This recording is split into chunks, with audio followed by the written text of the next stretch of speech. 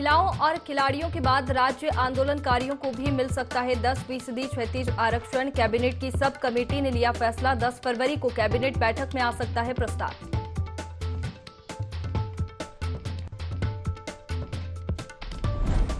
उत्तराखंड में हिमस्खलन का अलर्ट। चमोली समेत 4 जिलों में आपदा विभाग ने जारी किया एवलांच की चेतावनी। 3000 मीटर के ऊपर के क्षेत्रों में एवलांच आने की संभावना।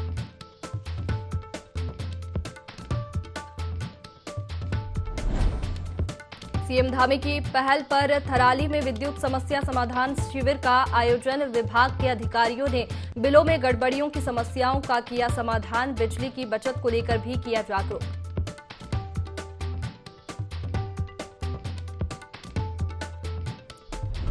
चंपावत पुलिस ने किया चोरी का खुलासा। एक युवक को किया गिरफ्तार। आरोपी से चोरी का सामान भी किया बरामद।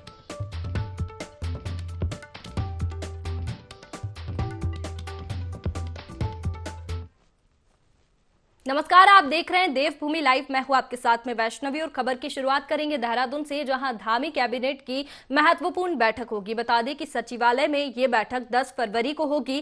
सीएम पुष्कर सिंह धामी की अध्यक्षता में कई महत्वपूर्ण निर्णय लिए जाएंगे। 1 दर्जन से ज्यादा प्रस्ताव कैबिनेट में रखे जाएंगे।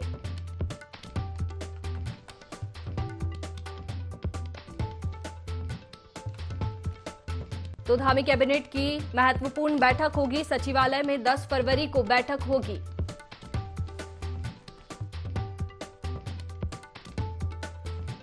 तो धामी कैबिनेट की अहम बैठक 10 फरवरी को होने वाली है। सचिवालय में 10 फरवरी को बैठक होगी।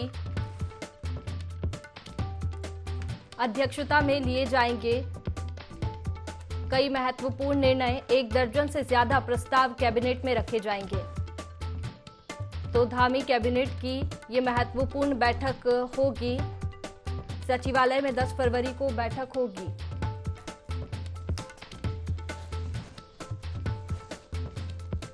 सीएम पुष्कर सिंह धामी की अध्यक्षता में कई महत्वपूर्ण निर्णय लिए जाएंगे। 1 दर्जन से ज्यादा प्रस्ताव कैबिनेट में रखे जाएंगे। तो सीएम पुष्कर सिंह धामी की अध्यक्षता में कई महत्वपूर्ण निर्णय लिए जाएंगे। सचिवालय में 10 फरवरी को बैठक होगी।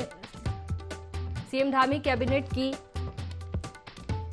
महत्वपूर्ण बैठक होगी। सचिवालय में 10 फरवरी को ये बैठक होगी। सीएम पुष्कर सिंह धामी की अध्यक्षता में कई महत्वपूर्ण फैसले लिए जाएंगे। कई महत्वपूर्ण निर्णय लिए जाएंगे। 1 दर्जन से ज्यादा प्रस्ताव कैबिनेट में रखे जाएंगे। तो सीएम धामी कैबिनेट की ये महत्वपूर्ण बैठक 10 फरवरी को होगी।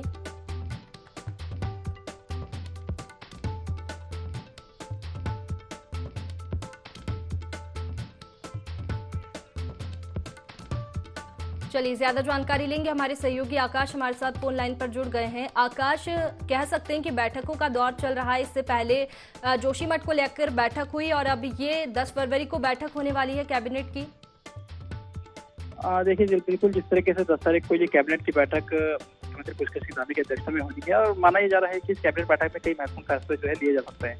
महत्वपूर्ण फैसलों की अगर हम बात करें तो ये कोशिश हो सकती है कि जिस तरीके से पिछली कैबिनेट में सरकार ने ये निर्णय लिया था कि जोशीमठ की आपदा को लेकर के एक विस्तृत रिपोर्ट तैयार की जाएगी, जिसके बाद उसको केंद्र के सहयोग हो जाएगा और केंद्र सौंपने के साथ ही उस पर एक तरह का सहयोग जो है केंद्र से मांगा जाएगा। तो माना जा रहा है कि उस विस्तृत रिपोर्ट पर चर्चा हो सकती है और केंद्र को जो है सौंपी जा सकती है। दूसरी तरफ अगर हम बात करें तो ये भी माना जा रहा है कि जिस तरीके से नकल रोकने के लिए सरकार ने ये कोशिश की थी कि नकल विरोधी कानून एक तरीके से लाया जाएगा और ये कोशिश थी कि इस मतलब जो अगली कैबिनेट होगी, यानी कि जो अगली कैबिनेट अब 10 तारीख को होनी है, तो उस पर फैसला हो सकता है। तो उसको लेकर भी चर्चा हो सकती है और माना जाता है कि बड़ा फैसला जो है नकल रोकने के लिए भी कानून सरकार ला सकती है। दूसरी तरफ हर किसी की निगाहें टिकी है क्योंकि केंद्र ने अपना बजट एक तरीके से पेश कर दिया है और अब संभवतः राज्यों में भी बजट पेश करना है। तो माना जा रहा है कि बजट सत्र को लेकर भी चर्चा हो सकती है और बजट सत्र को लेकर फैसला जो है कैबिनेट के जरिए लिया जा सकता है। उसके अलावा भी अन्य कई महत्वपूर्ण फैसले हैं जिसमें कल कैबिनेट की जो सब कमेटी है उसने तय किया है कि पहले जिस तरीके से खिलाड़ियों को और महिलाओं को आरक्षण दिया गया था सरकारी नौकरी में, तो उसी प्रकार से अब राज्य आंदोलनकारियों को भी 10% आरक्षण दिया जा सकता है। सरकार ने इस अध्यादेश को पहले ही राज्य विधानसभा में पास करा करके राज्यपाल के पास भेजा था, लेकिन कुछ कानूनी पेचीदगी के चलते राज्यपाल ने इसमें साइन नहीं किया और इसमें कहने के कानून अटका हुआ है। तो संभवतः जो सब कमेटी है उसका गठन किया गया था और कमेटी में कहीं ना कहीं कल अगर हम बात करें तो आंदोलनकारियों से बातचीत की है, उनकी तमाम चर्चाओं उनसे हुई है। तो ऐसे में माना जा रहा है कि उस पर भी कहीं ना कहीं कैबिनेट जो है प्रस्ताव लेकर आ सकती है और उसके बाद फिर अध्यादेश को लेकर आने की कोशिश होगी। तो निश्चित तौर पर कहीं ना कहीं महत्वपूर्ण ये कैबिनेट बैठक हो सकती है और निश्चित तौर पर कहीं ना कहीं 1 दर्जन से अधिक प्रस्तावों पर जो है कैबिनेट पर चर्चा हो सकती है, जिस तरह सूत्र बता रहे हैं। जी बिल्कुल आकाश, काफी महत्वपूर्ण ये बैठक रहने वाली है और कई निर्णय इसमें लिए जाएंगे। फिलहाल बहुत शुक्रिया तमाम जानकारी के लिए।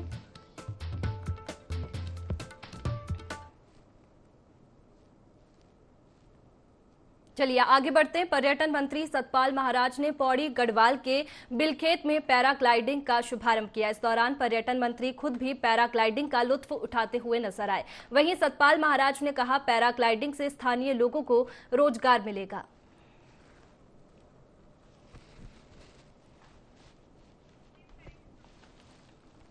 तो मंत्री सतपाल महाराज ने पैराग्लाइडिंग का शुभारंभ किया।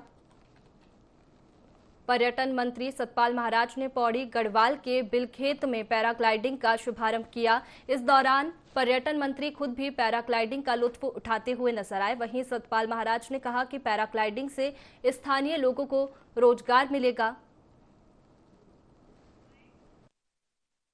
मंत्री सतपाल महाराज जी द्वारा आज इस जगह का जो है नयार वैली के नाम से मशहूर है, यहाँ पे साहसिक गतिविधियों को बढ़ावा देने के लिए पैराग्लाइडिंग की कमर्शियल ऑपरेशन के लिए साइट को दिया गया है।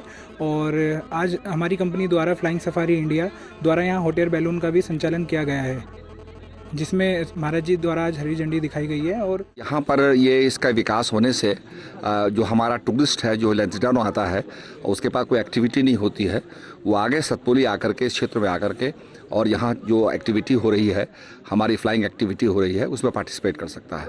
तो ये बहुत ज़रूरी है कि एडवेंचर टूरिज्म में हम आगे बढ़ें और जिस प्रकार से हिमाचल के अंदर बीर बिलिंग है, इस प्रकार की साइट्स को यहाँ डेवलप करें, जैसे कि पैराग्लाइडर्स हों, आपके ये एयरशिप के बलूनिंग वाले हों, ये सब यहाँ आकर के अपने अपने विधियों को संपन्न करें। और अगली खबर, बनबसा पुलिस ने 1 महीने पहले हुई चोरी का खुलासा किया है। वहीं पुलिस ने चोरों के कब्जे से चोरी का सामान बरामद किया है। बता दें कि 30 दिसंबर को चोरों ने एक व्यक्ति के घर में घुसकर सोने चांदी के कई जेवरात सहित नकदी चुराकर फरार हो गए थे। फिलहाल पुलिस ने मामले में एक आरोपी को गिरफ्तार किया है, जिसके खिलाफ पुलिस ने विभिन्न धाराओं में मामला दर्ज कर जेल भेज दिया।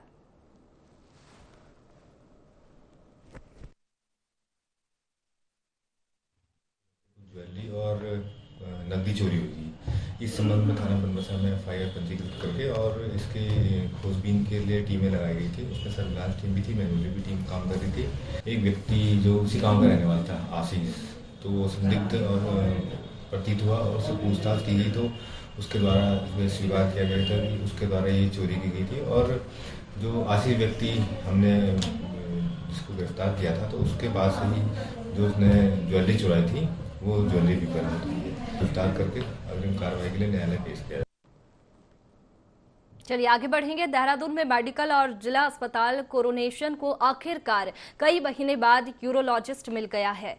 बता दें कि दून मेडिकल कॉलेज अस्पताल और जिला अस्पताल में पिछले कई महीनों से अल्ट्रासाउंड नहीं हो पा रहा था, जिससे अस्पताल आने वाले मरीजों को दिक्कतों का सामना करना पड़ रहा था। लेकिन अब इसकी सुविधा मिल जाने से मरीजों को बाहर से अल्ट्रासाउंड नहीं कराना पड़ेगा। देहरादून के पूर्व CMO मनोज उप्रेती ने अल्ट्रासाउंड का चार्ज संभाला है, जिसमें कि वो 3 दिन दून मेडिकल कॉलेज अस्पताल में तो 3 दिन जिला अस्पताल कोरोनेशन में बैठेंगे।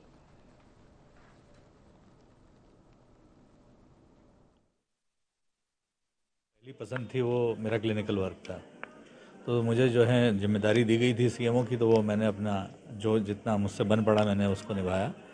अब एक लंबा अरसा हो गया था जब मुझे ऐसा लगा कि मुझे अपने लिए और थोड़ा समय चाहिए और अपने काम के लिए भी समय चाहिए, तो मैंने जो है रिक्वेस्ट करी थी अपने अधिकारियों से कि मुझे जो है एक नई जिम्मेदारी जो है रेडियोलॉजिस्ट की वापस दे दी जाए। तो मैंने वो लिया है और साथ ही साथ मुझे चांस की बात थी कि जिला अस्पताल के साथ साथ दून अस्पताल में भी काम करने का मौका दिया गया है, तो बड़ा अच्छा रहेगा। तो मैं जो है लोगों को यहाँ पे भी सेवाएं दे दूँगा और वहाँ पर भी दे दूँगा।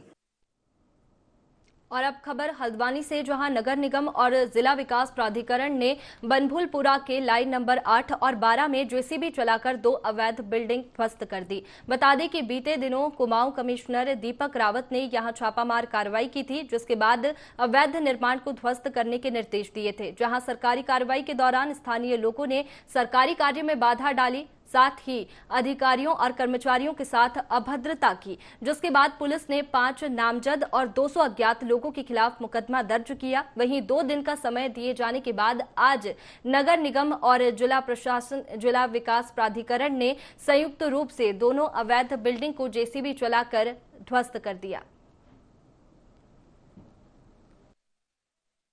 में अवैध अतिक्रमण को हटाने के लिए जिला प्रशासन और नगर निगम की टीम आई है।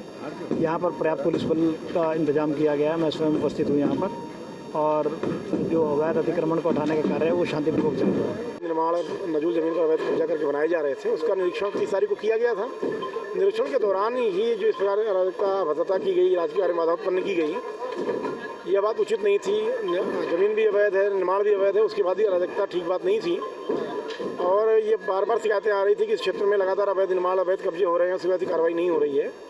इसी क्रम में 30 तारीख को भी कार्रवाई हुई, 31 को भी है और आज भी की जा रही है। इनको पूर्व में सूचित कर दिया गया, नोटिस दे दिया गया था। इन्होंने 2 दिन का समय मांगा, तो वो समय अवधि पूरी हो गई थी। तो प्रशासन के आदेश पर जिला विकास प्राधिकरण, नगर निगम, पुलिस और प्रशासन की संयुक्त टीम आज दोनों अवैध निर्माण को ध्वस्त करने का काम चल रहा है। लाइन नंबर 8 और लाइन नंबर 12 में अभी 3-4 दिन पूर्व इसमें जो नजूल लैंड पर निर्माण हो रहा था, उसको रोकने के लिए कार्रवाई की गई थी। उस दिन इन लोगों के द्वारा लिखित आश्वासन दिया गया था कि 2 दिन में इस निर्माण को हटा लिया जाएगा, जो भी अवैध निर्माण है। और चूंकि इनके द्वारा अवैध निर्माण नहीं हटाया गया था, इसलिए आज नगर निगम, पुलिस और प्रशासन की संयुक्त कार्रवाई में जो अवैध निर्माण है उसको ध्वस्त किया जा रहा है। पूरे विश्व में वेटलैंड डे मनाया जा रहा है। इसी कड़ी में जसपुर के तराई पश्चिम वन प्रभाग की पतरामपुर रेंज में वन विभाग के वर्ल्ड वेटलैंड डे मनाया गया, जिसमें वन विभाग की कई रेंजों के अधिकारियों ने हिस्सा लिया। इसी दौरान विभागीय अधिकारियों ने कर्मचारियों को पर्यावरण की सुरक्षा और वन्य जीवों की सुरक्षा की जानकारी दी। वहीं तराई पश्चिम वन प्रभाग डीएफओ प्रकाश चंद आर्य ने बताया कि समस्त वन विभाग पर्यावरण को बचाने में लगा हुआ है। वहीं मेहमान पक्षी सुरक्षा और देखरेख के लिए यहां इकट्ठा हुए हैं। साथ ही कहा कि और जब तक स्टाफ ही जागरूक नहीं होगा, तब तक जनता को जागरूक नहीं हो पाएगी, इसलिए स्टाफ को जानकारी जरूरी है। स्टाफ और हम लोग सब लोग जो पर्यावरण और सबको बचाने के लिए लगे हुए हैं, तो इसी की एक कड़ी है कि जो विदेशी पक्षी, जो मेहमान पक्षी आते हैं, तो ये ऐसे रिजर्वायर्स में आते हैं, तो इनके लिए सुरक्षा के लिए और इनकी सारी की व्यवस्था के लिए ही आज हम लोग यहाँ इकट्ठे हुए हैं। तो आम जनता में जागरूकता करने के लिए ही आज हम ये प्रोग्राम कर रहे हैं। इसके अलावा आज वर्ल्ड वेटलैंड डे भी है, 2 फरवरी है, जिसको पूरे विश्व में हम की जो रामसर साइट्स हैं उसके कन्वेंशन है, उसके बारे में बात करने के लिए भी आज हम लोग सब इकट्ठा हुए हैं। और कल फिर हमारा नेक्स्ट डे, कल हमारा फाटो में है प्रोग्राम, उसमें हम प्योरली बर्ड वॉचिंग के बारे में, जो हमारे लोकल गाइड्स हैं, जो हमारे स्कूल के बच्चे हैं, उनको जागरूक करने के लिए कल प्रोग्राम कर रहे हैं। अगली खबर हल्द्वानी में अशोका लीलैंड के कर्मचारी अपनी मांगों को लेकर कई दिनों से धरना प्रदर्शन कर रहे हैं, जिसके चलते कर्मचारियों ने स्मार्ट स्किल का पुतला फूंका। कर्मचारियों का कहना है कि स्मार्ट स्किल के माध्यम से रोजगार मेला का आयोजन किया गया है, जिसमें अशोका लीलैंड ने लगभग 300 कर्मचारियों की नियुक्ति की, मगर फर्जी डिग्री बताकर उनको वहां से हटा दिया गया। साथ ही कर्मचारियों ने बताया कि शिकायत करने पर उन्हें मानहानि का धमकी दी जा रही है। उन्होंने कहा कि मांगों पर ध्यान नहीं देने पर उग्र आंदोलन करेंगे।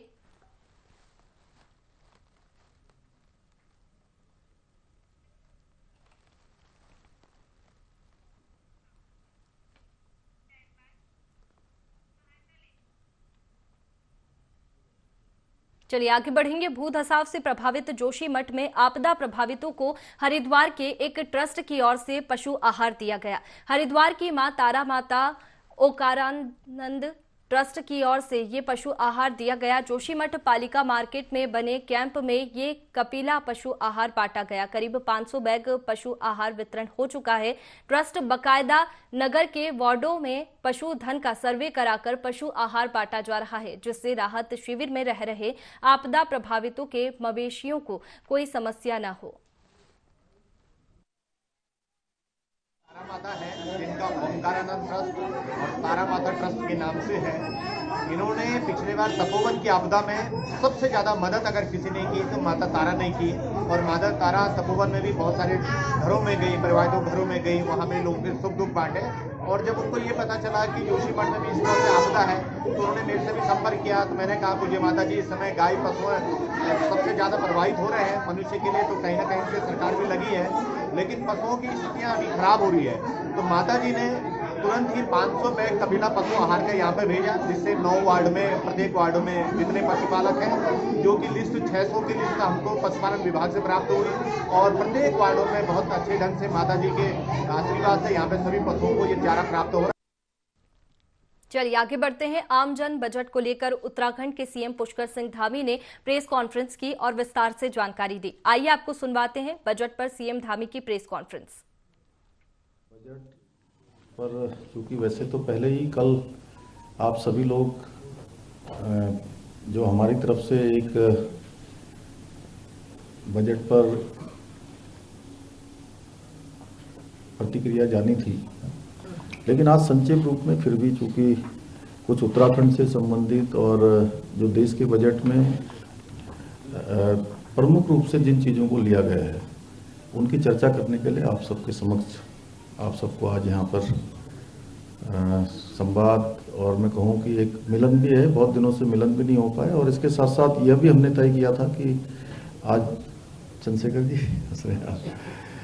आज ये तय किया हम लोगों ने कि पिछले दिनों एक मिलेट का भोज यहाँ पर रखा गया था कृषि मंत्रालय के द्वारा। उस दिन आप लोगों की संख्या पूरी नहीं हो पाई थी, और हमने तय किया कि आज एक पंथ दो काज, ये दोनों एक साथ हो जाएं और आप लोग आए, आपका स्वागत है। ये बजट कई मायनों में एक मजबूत भारत की नींव रखने वाला बजट है और अमृतकाल का बजट है।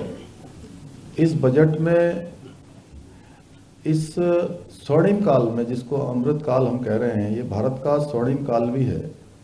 इस स्वर्णिम काल में भारत की गति क्या होगी, भारत की दिशा क्या होगी, भारत दुनिया का कैसे नेतृत्व करेगा, उसकी एक छाप दिखाई पड़ती है।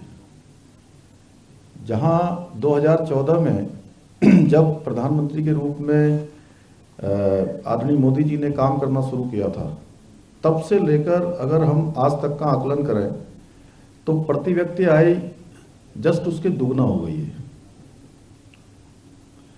तेजी से भारत आगे बढ़ा है, और इस बजट से जहां 130 करोड़ भारतवासियों के स्वप्न, उनके लक्ष्य, उनको तय करने वाला तो यह बजट है ही है।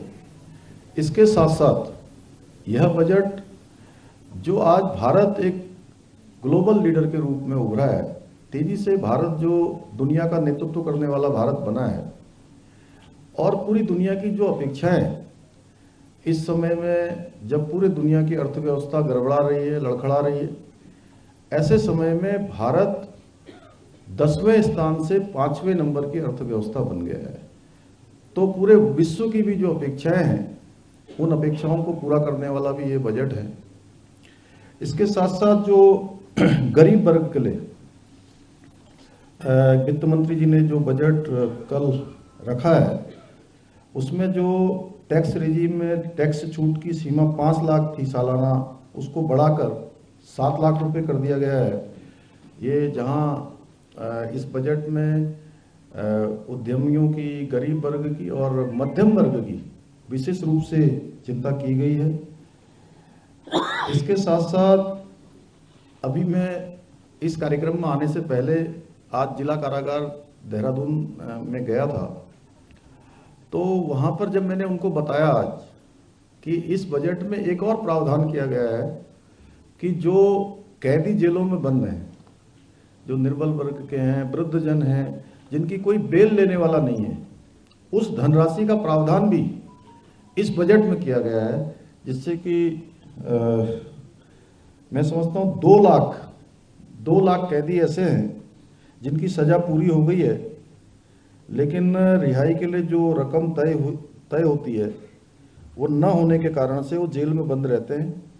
अब ऐसे जो गरीब कैदी हैं उनके लिए भी सरकार ने हाथ आगे बढ़ाया है। मैं प्रधानमंत्री जी का धन्यवाद करना चाहता हूँ। इसके साथ साथ जो महत्वाकांक्षी योजना कि हर किसी का पक्का मकान हो और उसको लेकर हर किसी को पक्की छत मिले, लगातार भारत की सरकार मोदी जी के नेतृत्व में काम कर रही है।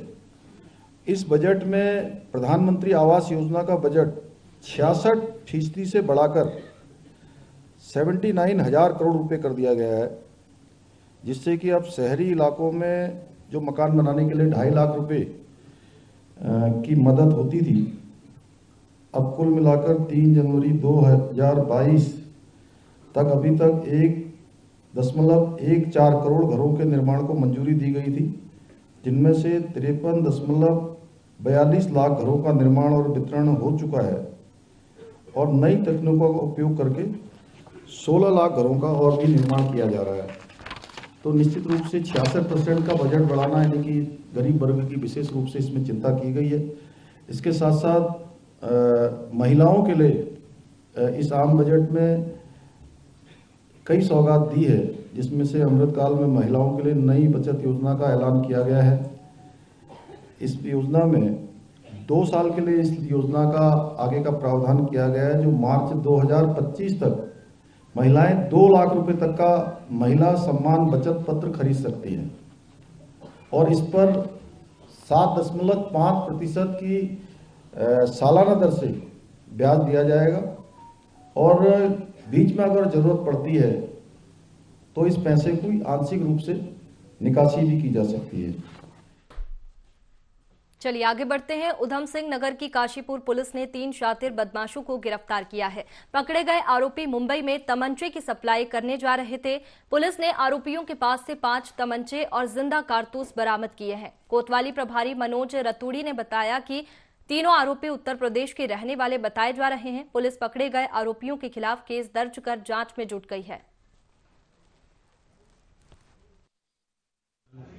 मादक पदार्थों के विरुद्ध और ये जो अवैध असले बनते हैं इनके विरुद्ध छेड़ा गया है।